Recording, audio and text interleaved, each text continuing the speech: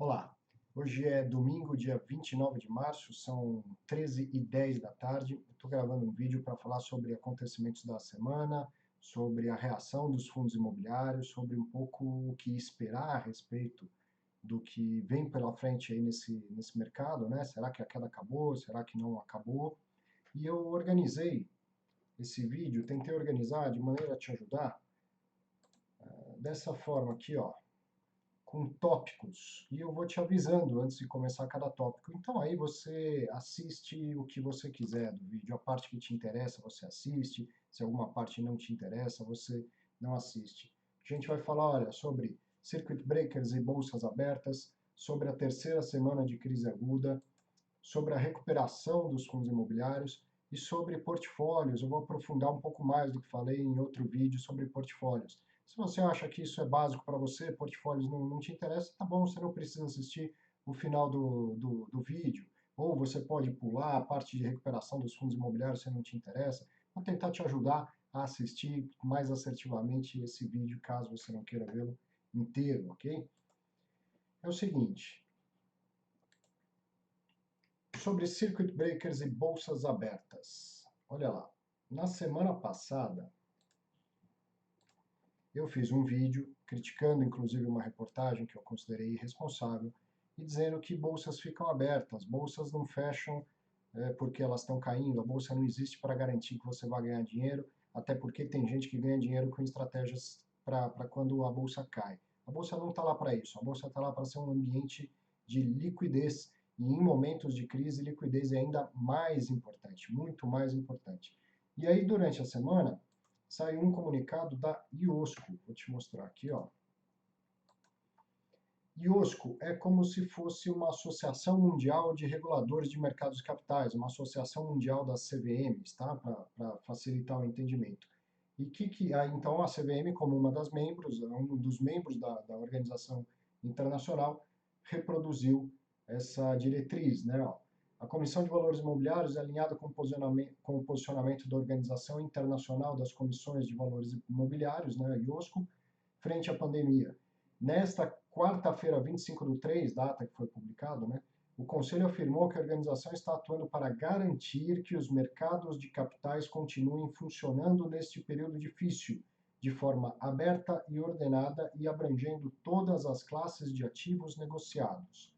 A IOSCO ressalta que o funcionamento contínuo dos mercados de ações, crédito e financiamento também apoia os esforços da economia real para lidar com a crise decorrente da pandemia da Covid-19, por meio do acesso a financiamento e capacidade de oferecer proteção contra riscos. Então, está aí um comunicado oficial daquilo que eu tinha explicado na semana passada conceitualmente. A gente vem num exemplo prático, real e de gente séria tomando atitudes para que mercados permaneçam negociando, permaneçam abertos, porque eles têm uma função muito importante. O mercado é o pulmão, a bolsa é o pulmão da economia. É por ali que circula boa parte do dinheiro. Boa parte, não tudo, mas ali circula boa parte do dinheiro, principalmente da iniciativa privada, mas não só. Governos também operam em mercados, tá? No mercado aberto de títulos públicos, na própria bolsa. Então, a bolsa tem um papel relevante. E o principal, ou talvez o mais latente, é o de gerar liquidez, facilidade de comprar e vender ativos. Quem precisa fazer dinheiro faz dinheiro, quem tem necessidade de captar recursos capta emitindo títulos, quem tem dinheiro sobrando vai lá e investe. E isso não pode parar, isso é muito importante que continue, tá? Então, para acabar de vez com essa história, as bolsas vão fazer o máximo esforço possível para ficar abertas no mundo inteiro, sendo essa uma solicitação, uma diretriz da IOSCO, que é uma associação internacional de reguladores de mercado de capitais. Ok, vamos para mais um tema aqui, ó. A semana. Como que foi essa semana, essa terceira semana? Você vem acompanhando, deixa eu ver se eu caibo aqui na tela junto com você. Atrapalha um pouquinho, daqui a pouco eu saio. Você vem acompanhando, eu estou fazendo esse relatório até nas outras redes sociais, desde o dia 9 de março, porque é o dia que teve o primeiro circuit breaker. Então, estou considerando essa fase mais extrema, mais aguda da crise. Agora, é fato que no dia, na volta do carnaval, na quarta-feira de cinzas, começou a ter mais quedas, começou a vir mais nervosismo. A quarta-feira de cinzas até ficou conhecida como Corona Day, né? Antes da gente ver tudo que vinha em seguida. Então, nos dias em amarelo, ocorreram circuit breakers, teve dia que teve 2 circuit breakers. Primeira semana foi bem difícil, 3 circuit breakers. A segunda semana também foi bem difícil, com 2 circuit breakers, mas se não me engano foi aqui que teve um dia com 2 circuit breakers, né?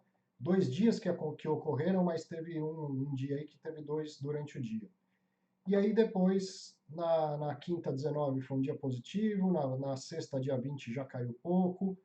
Aí na semana seguinte, abriu a segunda caindo bastante e veio uma semana de mais recuperação. Para todos os mercados, a gente está acompanhando neste momento aqui, nessa tela, a gente está acompanhando Ibovespa, IFIX e IMA B5+, que é aquele índice dos Tesouro IPCA com mais de 5 anos de duração, tá?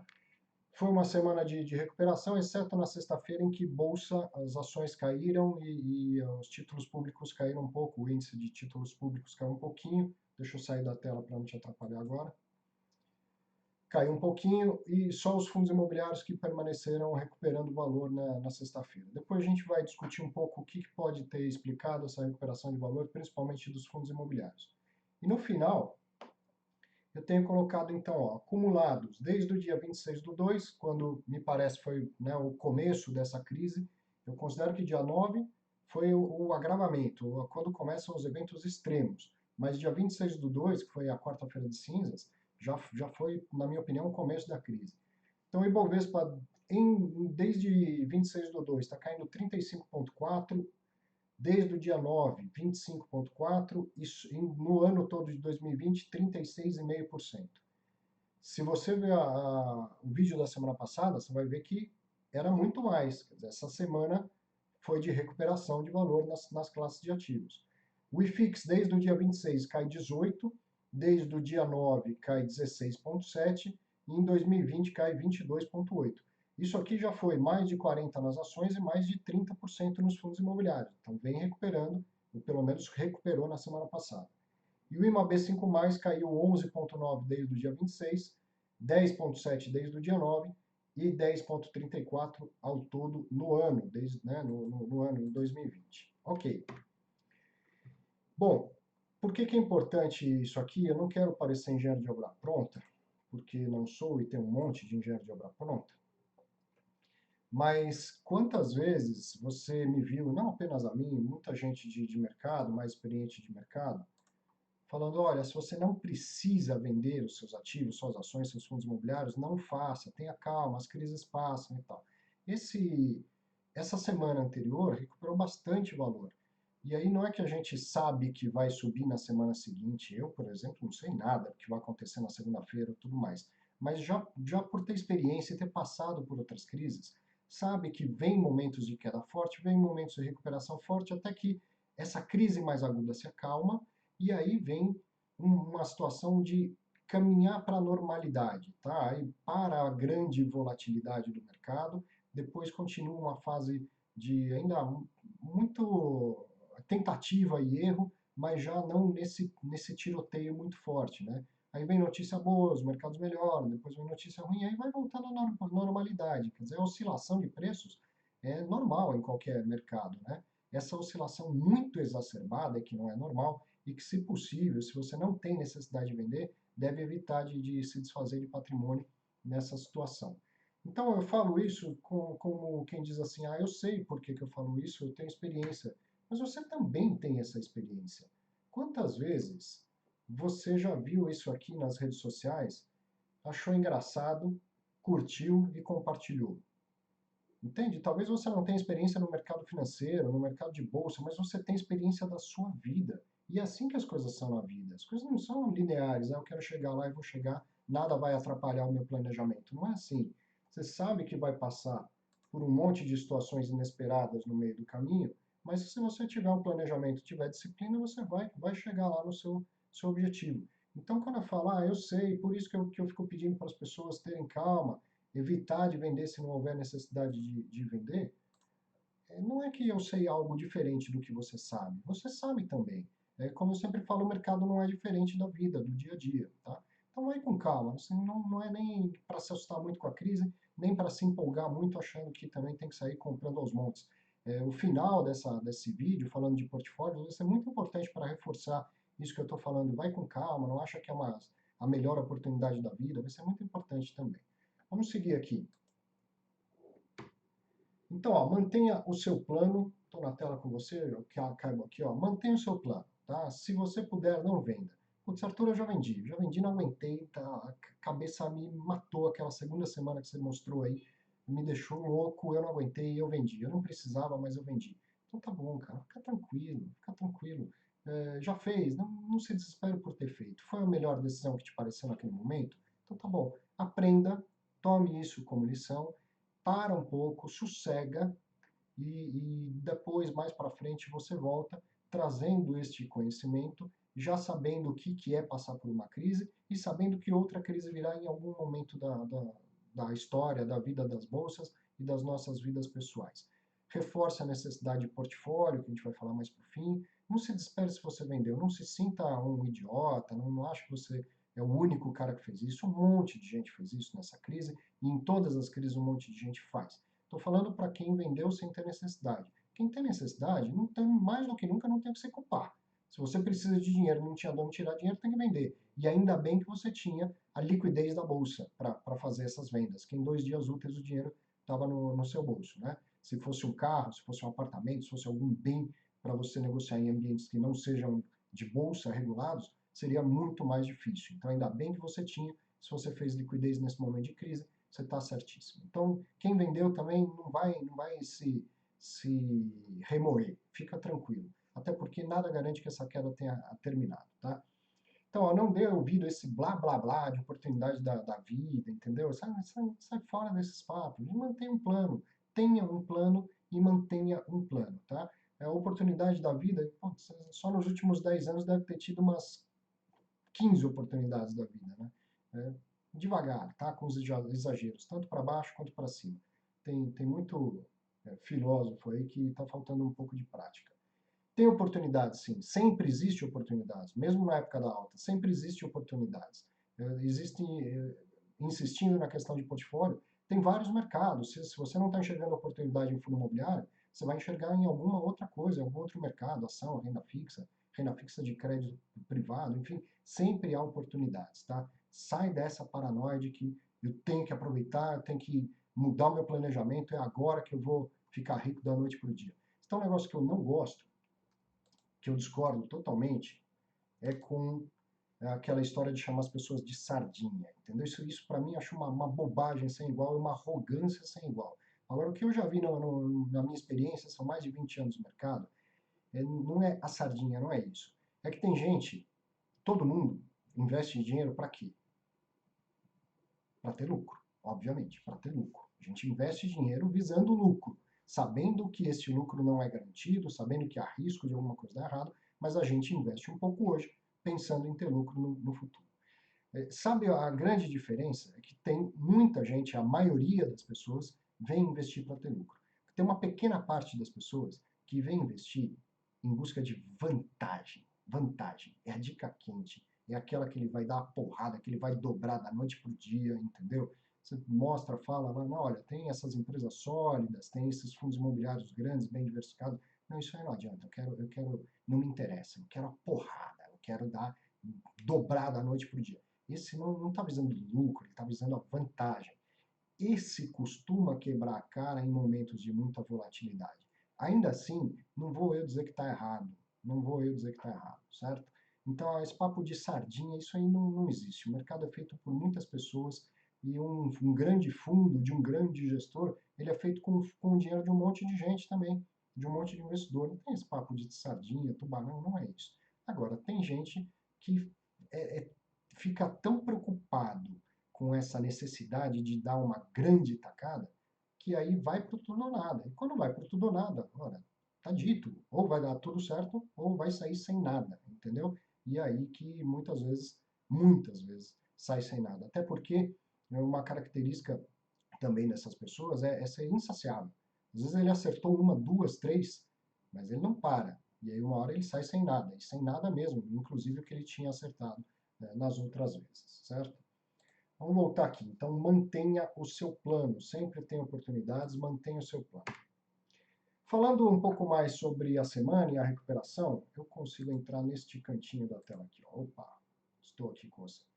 Esse gráfico eu também tenho feito todos os dias e divulgado nas redes sociais. É uma ideia assim, se hipoteticamente alguém tivesse investido R$ 10.000 nas ações do Bovespa, nas cotas dos fundos imobiliários e nos Tesouro IPCA do IMA B5+, o que estaria acontecendo todos os dias, né? E aí a gente consegue ver um pouco de como eles se movimentaram e como tem sido a jornada desse investidor, vamos dizer assim. Então, houve uma semana mesmo, essa última de recuperação, na sexta, dia 27, 10 mil investidos em IMA B5+, que é a linha verde, teria se transformado em 8.928. Então, é prejuízo, mas o menor dos prejuízos. Fundo imobiliário, 8.322 e ações, 7.492. Teve uma diferença aí nesse gráfico, porque na sexta-feira ela teve uma queda forte, o Ibovespa. Isso não é para mostrar que um é melhor do que o outro, até porque, estatisticamente falando, um período tão curto como esse não é sequer relevante, estatisticamente falando. Eu tenho feito um estudo todo dia, que é um diário mesmo dessa crise, mas é mais uma forma de reforçar a questão do portfólio. Se você tem os três, ao invés de ter um só, você vai sair melhor do que se tivesse um só. Ah, mas Arthur, nesse cenário que você está mostrando, se eu tivesse só em uma B5+, eu estaria perdendo menos do que nas outras classes de ativos. Por que é melhor ter todas as classes de ativos ao invés de ter uma só? Porque cada uma delas tem uma função, cada uma delas te traz uma expectativa diferente de retorno, tá certo? E que se tiver bem calibrado no seu portfólio, nas fases ruins, então o IMA B5+, vai falar, que ótimo que eu tenho uma B5+, porque ele caiu menos do que a ação em fundo imobiliário. Nas fases boas, as ações vão subir mais, os fundos imobiliários vão subir mais, cada um vai cumprir uma função no portfólio, tá? Vamos andar aqui nesse bate-papo. Bom, esse gráfico, ele é um gráfico de dispersão. Eu tenho aqui neste eixo, ó, o retorno medido pela média dos retornos e aqui o risco medido pela média, pelo desvio padrão dos retornos. Então, nesse gráfico, uma bolinha neste ponto seria o lugar dos sonhos. Ela tem mais retorno e menos risco. Quanto mais para cima, mais retorno, mais para a esquerda, menos risco. E é só uma forma de enxergar de outra maneira aquilo que eu venho falando. Ó. Então, em uma B5+, isso aqui são dados diários de média dos retornos e desvio padrão dos retornos. O IMAB é o que menos desvalorizou. Esse número que você vê aqui é uma média por dia. Ó. O IMAB caiu em média 0,76 por dia. Mas, Arthur, você acabou de mostrar numa tabela que teve dia que subiu. Sim, eu estou falando de uma média do que aconteceu nessas 3 semanas, ok? Então, na média, o IMAB caiu 0,76 por dia. Com que desvio padrão, com que volatilidade, com que sobe e desce? Com 4,09% de volatilidade. E o IFIX? O IFIX caiu em média 1,22 por dia, com uma volatilidade de 5,07, um pouquinho mais do que 5. E o Ibovespa? O Ibovespa caiu em média 1,9 por dia, com uma volatilidade de 9,4, próximo de 10. Esse comportamento IFIX e Ibovespa já era esperado pelos estudos que eu já fiz anteriormente, e ela só está um pouco menor até do que o histórico, tá menos do que metade, então ela geralmente é um pouquinho mais do que a metade. E o IMA B5+, eu tenho um estudo, acho que até mostrei num vídeo anterior, de um período bem mais longo, ele teve mais volatilidade do que o IFIX. Agora, nesta crise, não. Nessa crise, ele está segurando muito mais a onda do que o IFIX. Então, legal, estou aproveitando esse período para estudar mais e você tem acompanhado isso se te interessa também, né? Tá, uma outra maneira de enxergar é assim, é uma forma que talvez seja visualmente mais fácil para muita gente. Aqui está em azul o IFIX e em vermelho o gráfico do Ibovespa. Então veja, o que é? Caiu menos, dá para ver que caiu menos, ó. Os dois estão em base 100, tá? Eles não estão começando juntos porque eu não recortei o gráfico todo, mas eles estão em base 100, eles estão na mesma medida, eles começam exatamente do mesmo valor. Mesmo o Ibovespa sendo lá 70 mil pontos e o IFIX sendo 2 mil e poucos pontos, Você coloca os dois em base 100, assim eles são perfeitamente comparáveis. Então a queda do IFIX é muito menor, né? Tem sido muito menor, não, mas é bem menor. O Ibovespa caiu mais. Mas o que mais me chama a atenção, ou o que mais me interessa no estudo, é a questão da volatilidade, que eu sempre falo. Se você não investiu ainda em renda variável, comece por fundo imobiliário, né? Eles tendem a cair menos, mas principalmente eles são menos voláteis. A volatilidade você vai enxergar aqui, ó. Não tem nenhuma reta de fato nesses gráficos, mas veja que a linha azul ela é menos vai e vem do que a linha vermelha, ó, que é cheia de vai e vem. Isso é volatilidade. Quanto mais sobe e desce, mais volatilidade. E volatilidade é a métrica mais utilizada para o risco de mercado. Por quê? Porque quanto mais ele oscila, mais ele sobe e desce. Deixa eu ficar maior aqui. Quanto mais um ativo sobe e desce, maior a incerteza. E se você tiver necessidade de vender em uma situação, não precisa ser situação de crise, uma situação de normal. A vida também tem crises e oportunidades que fazem com que a gente precise de liquidez a qualquer momento. Se você precisa vender numa situação qualquer, quanto maior é o sobe e desce dele, mais imprevisto e maior a chance de você ter que vender num dia que ele está lá para baixo. Quanto menor é o sobe e desce dele, menos imprevisto, e que se você tiver que vender num dia de prejuízo, esse prejuízo tende a ser menor do que do outro ativo. É por isso que volatilidade é sim risco de mercado. Esse papo de que volatilidade não é risco, desculpe, isso é ignorância. Volatilidade é risco de mercado. Há outros riscos, por exemplo, que a gente está vivendo do vírus, é um exemplo clássico de risco operacional. Tá? Mas tem risco de mercado, tem risco de crédito, tem risco operacional. Desqualificar a volatilidade como risco não tá certo. Vamos lá. Recuperação dos fundos imobiliários na semana. Um outro tema, macro tema para a gente conversar. Tá aqui, ó. Recuperação dos fundos imobiliários na semana.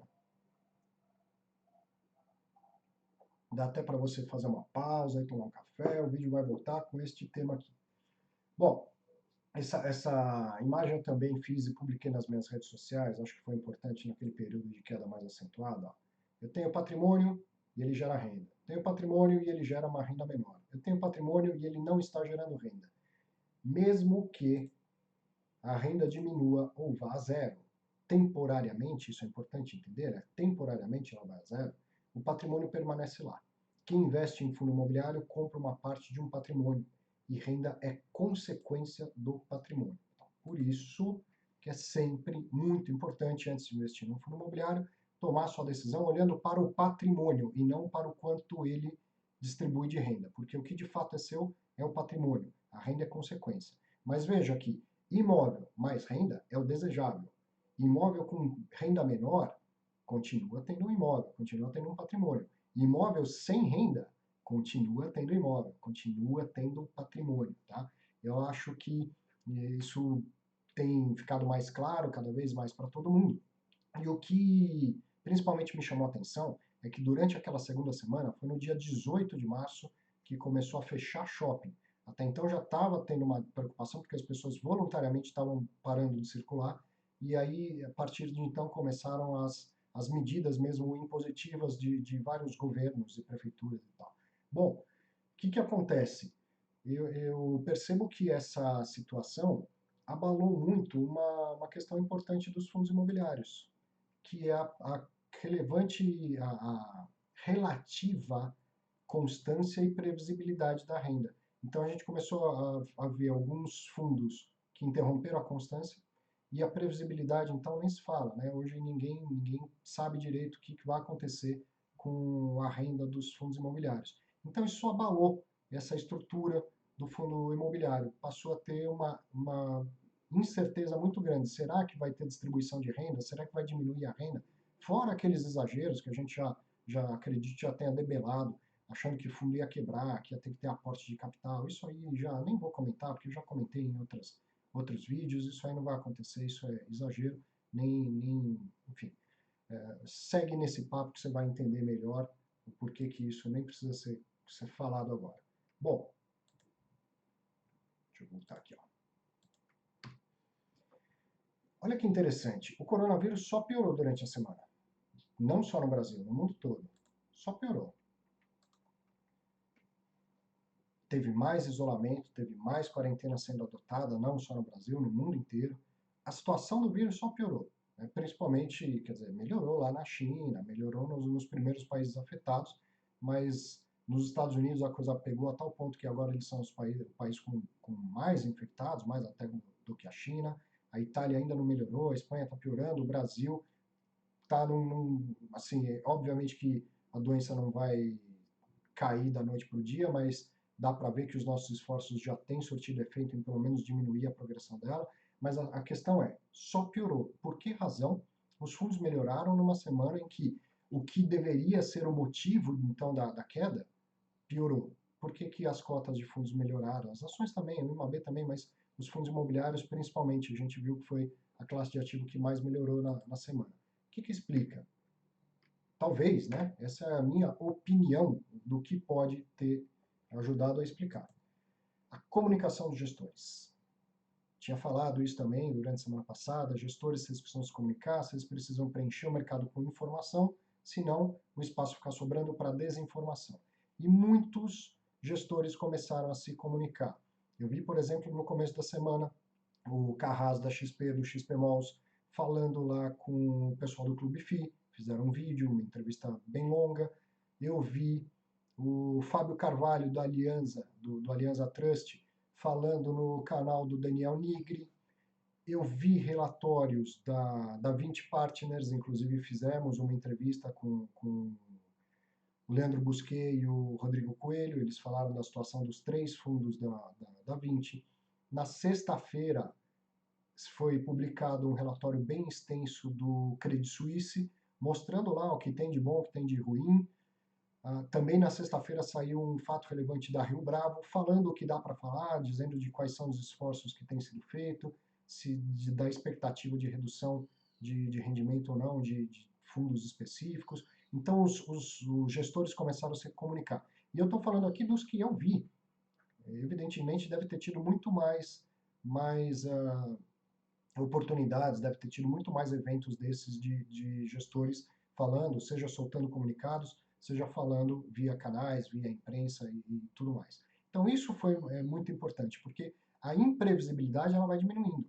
Ainda que eu receba uma notícia ruim, mas veja o que é risco. Risco é incerteza. Se alguém fala assim, olha, não vai ter rendimento por 3 meses, diminuiu a incerteza, percebeu? A notícia é ruim, mas a incerteza foi debelada. Você já sabe o que esperar, pelo menos para os próximos 3 meses. E aí, se não tem rendimento, tem valor no patrimônio. Então, você vai lá e se baseia pelo patrimônio, por exemplo. Tá? Então, quanto mais comunicação, melhor, alinha mais a expectativa. Então, com mais informação, os exageros são notados e são corrigidos. Na desinformação ou na falta de informação, o mercado fica totalmente sem nenhum tipo de parâmetro, de referência. Aí todo mundo sai vendendo, vendendo, vendendo. É evidente que se alguém está vendendo, do outro lado tem gente comprando. Mas o volume de venda é grande, tanto que os preços vão caindo. Né?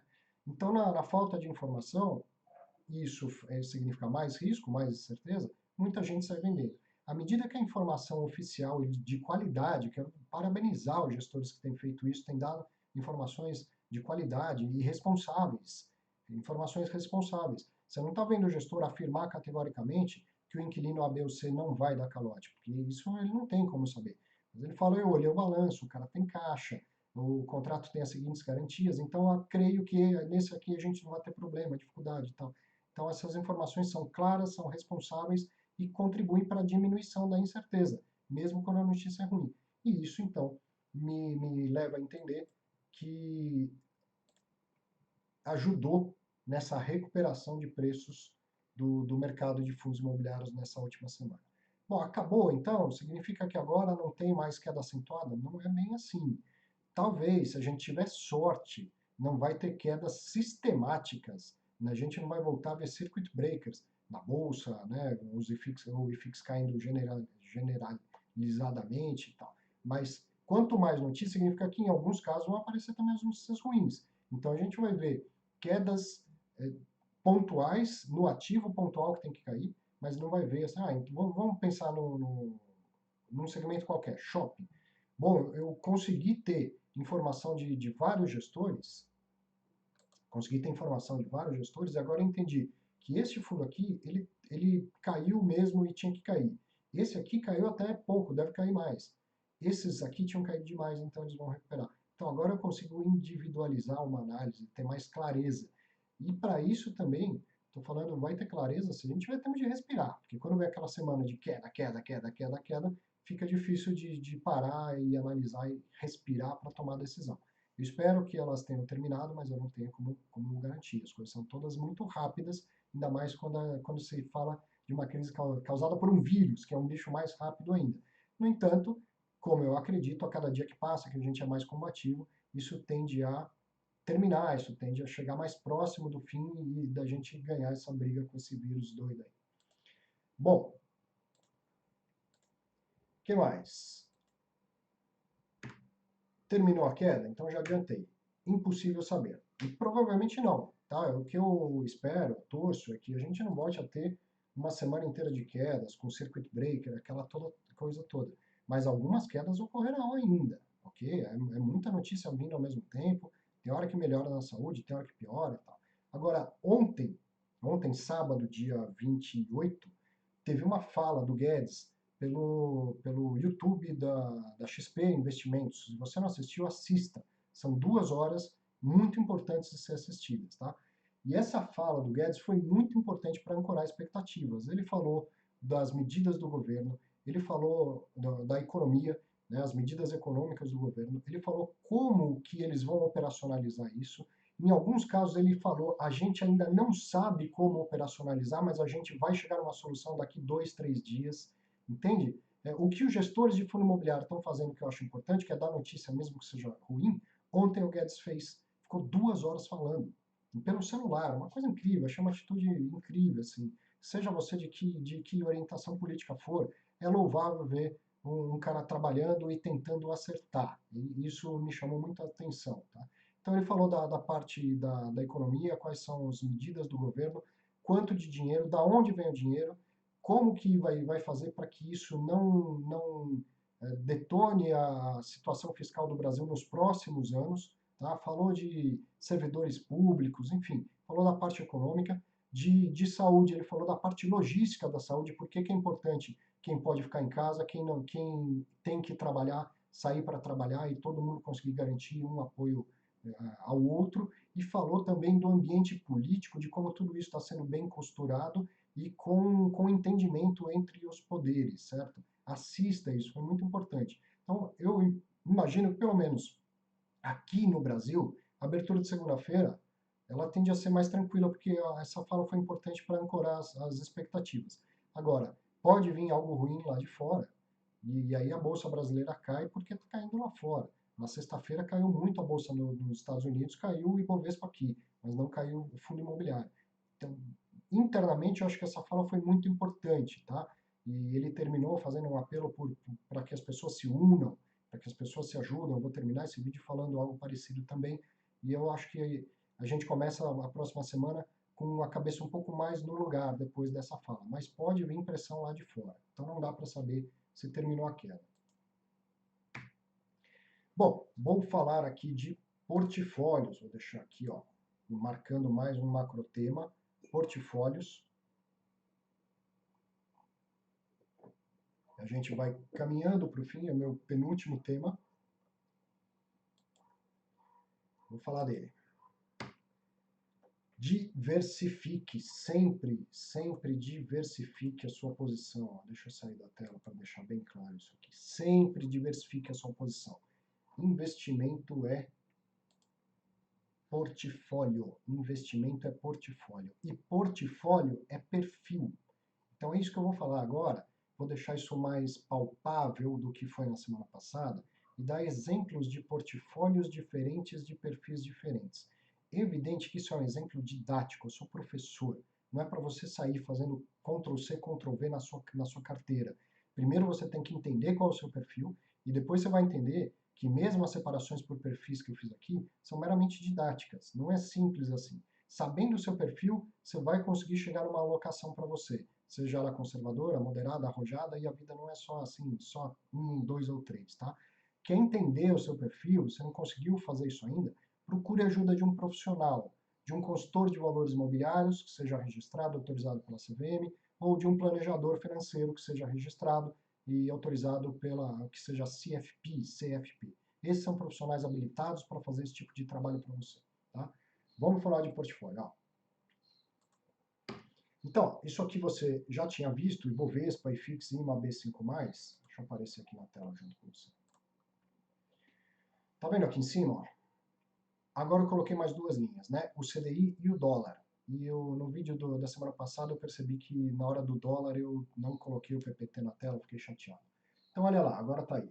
O CDI no período, desde 2020, dando 0,98, o dólar dando 26,78 no período, e aí assim no período de 2020. E assim também para aquelas quebras de sessão que a gente tem analisado como início da crise, agravamento da crise e tudo mais. Então a ação caiu, o fundo imobiliário caiu, título público de prazo longo, Tesouro IPCA de prazo longo caiu também, o CDI não caiu, rendeu muito pouco, mas não caiu, e o dólar subiu pra caramba. Percebe que se você tiver em alguma combinação desses ativos, o resultado da sua carteira não vai ser só a queda do IFIX, nem só a alta do dólar, nem só a queda do IMAB5+, quanto você tem de cada um. E aí você vai conseguir olhar para a última linha e perceber o que está acontecendo com o seu portfólio. Olha na prática o que é o efeito da diversificação. Vamos lá. Então aqui, deixa eu ver onde eu consigo me encaixar nessa tela para a gente conversar. Legal, aqui eu não te atrapalho. Ó.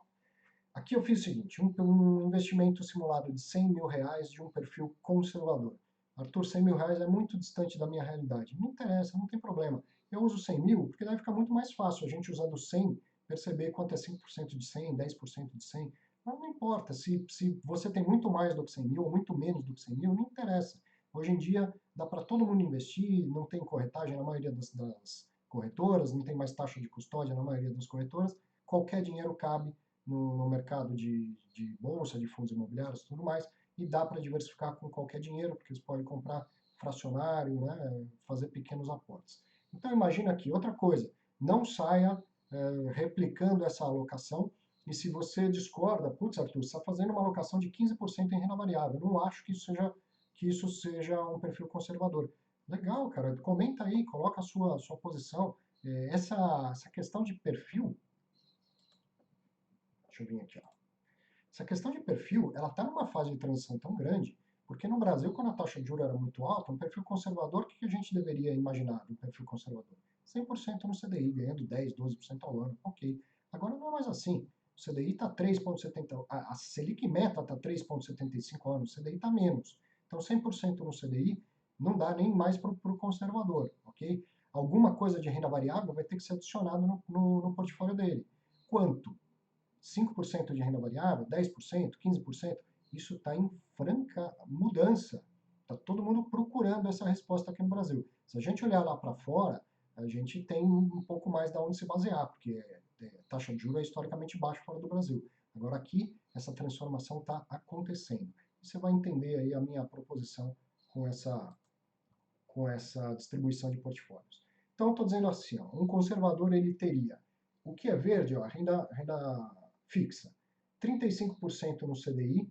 Lembra que isso aqui já não vai defender nada, mas é aqui que está a sua reserva de emergência, eventualmente uma reserva de oportunidades. 50% no IMA B5+. Então, provavelmente aqui a gente está falando de uma pessoa na fase de acumulação ou não ainda na fase de fruição. Tá? Depois, ele tem 5% em ações, 5% em fundos imobiliários, e aqui eu estou comparando o IFIX e o Ibovespa, né? E 5% em dólar. Bom, dólar dá para ter via fundos cambiais, tem fundos cambiais bem acessíveis. Então, tudo isso aqui dá para ser replicado. E eu não vou colocar ainda a questão de investir via ETF no S&P 500, que poderia também fazer parte desse portfólio, tá? Mas olha aqui, tudo isso é replicado facilmente por qualquer pessoa. Então, tem 15% em renda variável, distribuído entre Ibovespa, IFIX e dólar, e 85% em renda fixa, distribuído entre IMA B5+, Tesouro IPCA de prazo longo, e CDI, que poderia ser Tesouro Selic, CDBs, coisas assim. Se eu tenho 5% em ações, dos meus 100 mil, eu coloquei 5 mil em ações. caiu 36,5 em 2020, eu perdi, e esse 5 mil se tornou, desvalorizou, não perdi necessariamente se eu não vendi, né? Mas ele se transformou em 3.174, correto? E no fundo imobiliário, eu tinha colocado 5 mil, desvalorizou 22,8 e se transformou em 3.860. Em dólar, tinha colocado também 5 mil. Ele valorizou quase 27%, os meus 5 mil se tornaram 6.339. No IMAB5+, desvalorizou 10%, meus 50 mil agora são 44.829. E no CDI, meus 35 mil agora são 35.433. Tá bom. Então um caiu 36, o outro 22,8, o outro 27 subiu, o outro caiu 10. O que aconteceu com a última linha, que é essa que importa? Isso é o meu portfólio. Ó. O portfólio do conservador desse exemplo, ele está desvalorizando, mesmo nessa crise hiperaguda, 6,45%. Você que é conservador, você não aguenta ver seu portfólio desvalorizar 6,45%? Lógico que aguenta. Lógico que aguenta. Outras coisas na sua vida já desvalorizaram assim, o seu imóvel que você mora, seu salário já diminuiu quando você trocou de emprego, ficou sem emprego, enfim, é claro que você aguenta ver 6,45. Então, primeiro, para de ficar olhando linha por linha, porque o que te interessa é o portfólio, e note aqui o quanto a diversificação bem feita, bem calibrada, bem planejada, vai ter valor. Se você é um conservador, você colocou um pouco de renda variável no seu portfólio porque você sabe da necessidade de fazer isso agora, pegou uma crise que a gente sabe que acontece, nunca sabe quando, e mesmo numa crise tão severa, você está vendo seu patrimônio desvalorizar 6,5%, o que é absolutamente plausível e possível de aguentar. 100 mil hoje se tornaram 93.546. Tá bom, vamos ver um exemplo parecido com o perfil moderado. Ó. Perfil moderado. Então, qual foi a diferença aqui? Agora tem 40% em renda variável e 60% em renda fixa. Caramba, Arthur, você acha que isso é moderado? Para mim isso é arrojado. Legal, não vou dizer que você está certo nem que eu esteja errado. Põe seus comentários, faça a sua ajuda com uma discussão saudável, com uma discussão técnica, mas lembre-se que essa questão de perfil está em completa transformação. Antigamente eu concordo com você que isso era um perfil super arrojado, agora já não é bem assim. Com taxa de juros a 3,75 ao ano não é bem assim. Então, ó, agora eu distribuí assim: 10% em ações do Bovespa, 20% em fundos imobiliários do IFIX, 10% em dólar, 40% no IMAB5+, e 20% no CDI. Então, ó, o Bovespa caiu, o fundo imobiliário caiu, o dólar subiu, e isso são só 10% em dólar, tá? Se eu colocasse aqui 30% em dólar, ia ser lindo, né? Ia ficar muito mais fácil de falar que deu certo. Estou colocando 10% que eu considero que o dólar, nas fases normais, ele vai ser ruim, ele vai custar esse carrego aí, porque ele não vai te adicionar valor. Dólar, quando tudo está indo bem, ele não tende a valorizar. Mas quando dá um problemaço desse, uma crise dessa, ele sim, ele tende a dar uma esticada para cima e aí ele ajuda a segurar o seu portfólio. Então, eu não acho que tenha que ter muita posição em dólar. Tem gente até que discorda de mim que acha que não vale a pena ter dólar no longo prazo, tá? Então tem 10% de dólar e depois renda fixa. O que aconteceu com o portfólio moderado? 60% em renda variável nessa distribuição, desculpa, 40% em renda variável nessa distribuição, 20% em renda fixa nessa distribuição. Está caindo 10. Enquanto a bolsa cai 36 no ano, o portfólio está caindo 9,5, menos de 10. Percebe que não tem esse papo de que a renda fixa morreu, não, é a ação que interessa. Não tem isso, gente, é portfólio. É isso que eu estou falando. Já sabe desde 1952. Entende? Eu sou professor, eu só estudo e repasso aquilo que eu estudo. Eu não crio métodos, eu não sou guru, isso sabe desde 1952. Então, alguém vir e falar, não, só tem que investir em ações, não pode investir em fundo imobiliário, não pode investir em renda fixa. Isso é falta de conhecimento. Isso é falta de conhecimento. Às vezes é na melhor das boas intenções, mas falta conhecimento. E aí que eu sempre falo, menos idolatria e mais estudo de finanças se você quer investir o seu dinheiro, tá? E vamos caminhar aqui para mais um slide que seria do portfólio arrojado. Então esse arrojado ele está com 60% em renda variável e 40% em renda fixa. Naquelas, né, todos os resultados são iguais, só que aqui mudou a alocação e os pesos. O que está acontecendo com um portfólio arrojado que tem 40% em renda fixa? Sendo que 20% disso em renda fixa com uma natureza pré, que são os Tesouro IPCA, desvalorizando 13,30. Então percebe que a importância de portfólio. E talvez, olha que interessante que eu vou te falar, talvez você tenha um portfólio desse, bem balanceado, e não está lembrando do principal que é olhar lá para a última linha. Talvez você esteja se descabelando por causa da queda dos fundos imobiliários, por causa da queda das ações, mas você está focando só na linha que está caindo, entendeu? Olha para o portfólio. Quando você olha para o portfólio, isso vai te trazer tranquilidade. Isso é o tipo da coisa que é gestão de risco. Isso é feito antes da crise, principalmente na fase boa, quando tudo está indo bem. Você faz gestão para se preparar para quando vier uma fase ruim. Então, com esse detalhamento de portfólio, eu quis dizer o seguinte: reforçar a importância de portfólio, dar exemplos de como portfólios funcionam e também dizer para pessoas que possivelmente têm portfólios que não estão apanhando tanto nessa crise e talvez não tenham se dado conta disso, porque estão olhando só para o subtotal e não para o total, certo? Então, fico aqui com essa parte de portfólio. Espero que agora tenha conseguido detalhar bem, ter deixado claro esses exemplos. Tem mais um pouco do vídeo de hoje. Quero reforçar isso aqui, hein? As crises passam, eu sei que as crises passam e você também sabe que as crises passam. Você já deu like, já compartilhou esse meme que está aqui, ó, que está aqui na tela, aqui o meme, você já compartilhou ele várias vezes. Lembre-se, agora a gente está vivendo ele, está numa fase ruim. Mas se você tem planejamento, tem disciplina, você vai atingir os seus objetivos, certo? Bom, agora é o seguinte, dá só uma olhada aqui, ó. Se você não está afim de discutir esse assunto, beleza, obrigado até aqui, fica com a parte de finanças, comente aí se gostou, se não gostou, deixe suas dúvidas. Agora eu quero falar um pouco dessa questão mais conceitual. Eu não sou médico para falar disso, tá? Mas eu quero falar da importância de ficar em casa e da importância de fazer a sua parte. Ajude primeiro e critique depois. O que eu estou vendo de discussão que não vai levar a nada. Não é hora de retórica, não é hora de teoria, é hora de ação. Então, o que você pode fazer para ajudar?